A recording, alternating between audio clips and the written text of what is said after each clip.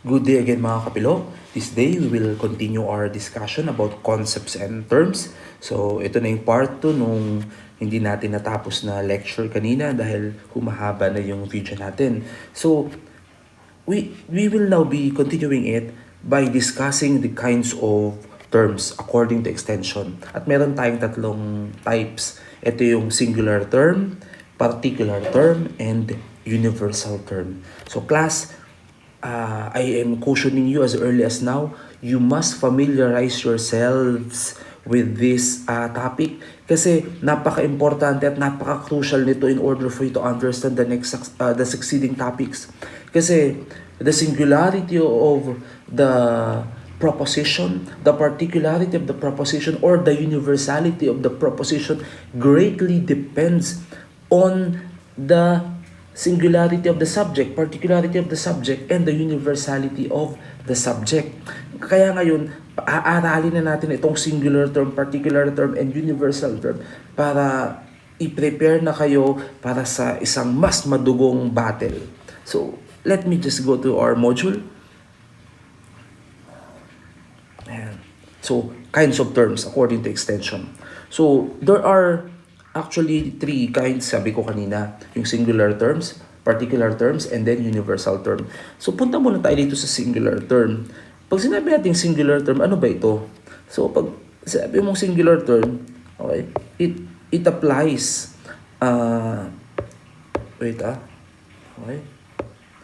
it applies only to a single individual or group. So, there are different types of singular terms that we need to discuss and that you must be familiar with. So, first one is proper nouns. Names of specific persons, places, or things. In short, in Tagalog, pangalan ng tao, hayop, bagay, pangyayari, at kung ano-ano pa. So, examples of which are ito, pangalan ko, Christian, Nokia, cellphone, Acer, o laptop, pilot, patulad na lamang ng ballpen, Starbucks, Isabela State University. These are all singular terms. Now, very explanatory yan. Punta tayo dito sa nouns modified by a superlative pronoun. Alam na natin dito, most beautiful. Isa lang ang most beautiful, kaya nga most Tallest man, isang pinakamatangkad. Smartest student, pinakamagaling. And largest diaper. For example, these are singular terms. Kasi isa lang ang pinapatungkulan yan. Now we go to the demonstrative pronouns and adjectives. Itong this wallet, that car, these girls, those tables. Kahit ito ginamit to sa plural pagdating sa English language in logic, and particularly dito sa ating discussion about singular terms, singular lang din siya. Okay? These, that, these, those. So, let's go to collective nouns. Paano naman tong collective nouns? So, collective nouns, ito yung nouns that expresses a single whole.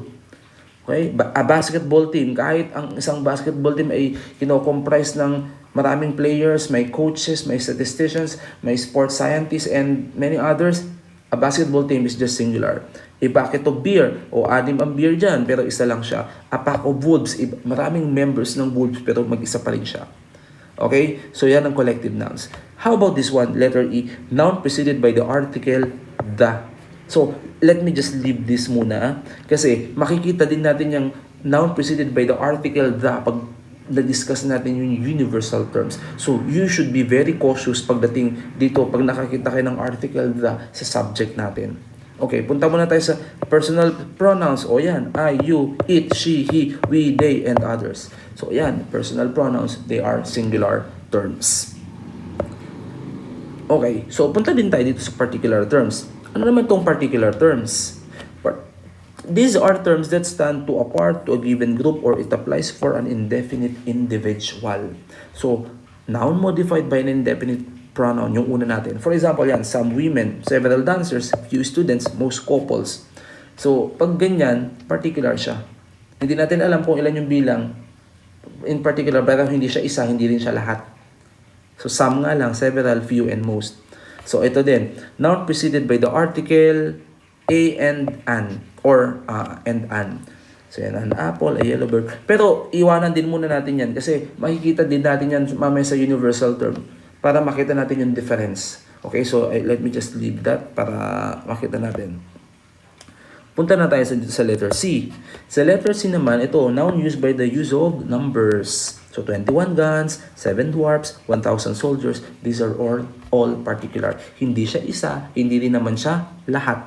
And, itong subject of a general proposition. So, tingnan natin itong Ilocanos are thrifty. In Tagalog, or in Filipino, ang mga Ilocano ay matipid. So, pag tingnan natin, Ilocanos are thrifty, it seems universal. Pero it's only particular. Kasi pag i-analyze natin itong proposition natin, Ilocanos are thrifty, hindi naman lahat ng Ilocanos thrifty. Diba? Hindi naman lahat ng Ilocano matipid. May mga Ilocano din na magastos. So it is as good as saying some or most Ilocanos are thrifty. So it's only particular. Now, punta tayo dito ngayon sa universal. Sa universal term naman, these terms apply to every subject signified. Meaning to say, applicable sa lahat. Walang exception. So lahat. Now, these are nouns modified by universal expression. Example, every eye is U1, bawat isang eye is U1, all electric fans, lahat ng electric fan, each word o bawat salita. So, ibig sabihin yan, kapag ganyan ang nakikita ninyo, may every, may all, may each, dun sa start ng inyong sentence, it's universal. Pagdating sa logic. How about this one? Universal idea. Ano ba itong universal idea na to? For example, it is a statement, it is a statement of reality based on factual notion. Example, man is mortal. Sir, sasabihin mo sa akin, sir, man, isang tao lang naman yung man. No, hindi ganun siya. Pag i-analyze natin, man is mortal, we are pertaining to all man. Why? Because every man is mortal. Lahat ng tao namamatay. Walang taong hindi mamamatay. So, in that statement, man is mortal, though isa lang ang pinapatungkulan mo, parang singular lang siya pagdating sa English language, pagdating sa logic, it is a universal term because it pertains to every man. Okay? Now, to continue. O, dito na tayo. So, dito, yung sabi ko nga sa inyo kanina, lagpasan natin yung may the, sa singular. Pagdating sa universal, sa particular, nilagpasan natin yung a and an. Dito punta tayo sa letter C ng universal.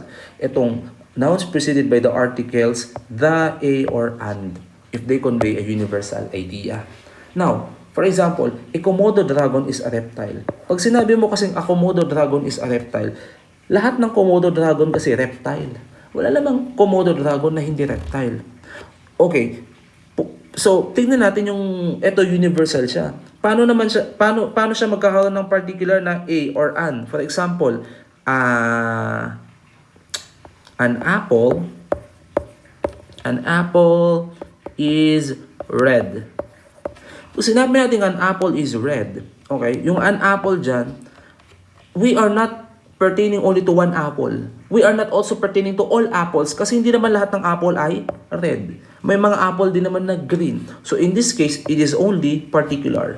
So dito, kung dito, Komodo dragon is a reptile, universal siya kasi lahat nga ng Komodo dragon reptile siya. Dito, yung sinabi natin, an apple is red. So, yan, particular lang siya. Pero pag sinabi mo na an apple is a fruit. Okay. Pag sinabi mo an apple is a fruit, universal siya. Bakit? Kasi lahat naman ng apple, fruit. Okay? Iba yung apple na proper na pangalan na apple Gonzales, for example, kung merong apple Gonzales o yung mga ibang classmate nyo ng apple, meron bang apple sa inyo? Okay? So, yun, iba yun. Hindi siya prutas. Now, punta tayo dito, an. Itong an alligator is a four-legged reptile. Lahat naman ng alligator, apat ang paa. Okay? Generally. Kung pinutol mo, sir, pinutol ko yung dalawang paa, dalawa na lang yung paa niya. Hindi siya ganun. So, basta ang alligator, apat ang paa. Now, ito naman punta tayo dito sa article the. The past is part of history. So, meaning to say, lahat ng past ay tinutukoy dito is part of history. Kaya siya naging universal. Okay, kaya siya naging universal.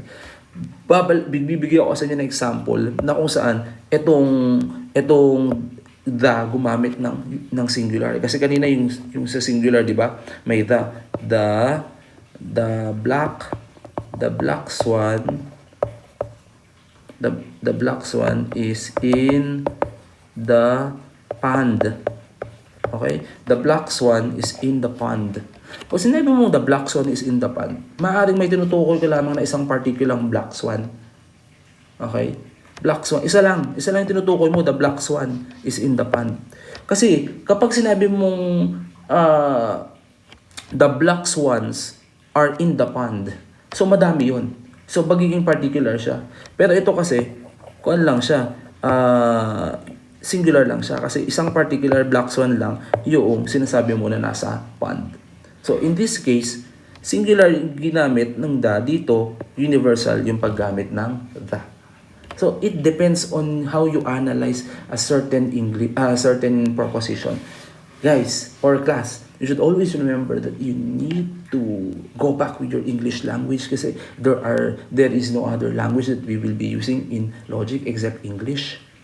Minsan pag gagamit ako ng mga Filipino, but all the exercises, all the activities we will be using in the English language. So if there are some questions, you may ask them through our GC or dun sa ating Google Classroom patungkol dito sa subject matter natin ito. And again guys, I hope you learned. I will send to you the exercise that you will do, yung exercise 3 and exercise 4 in particular. So again, God bless, good day, and keep safe everyone.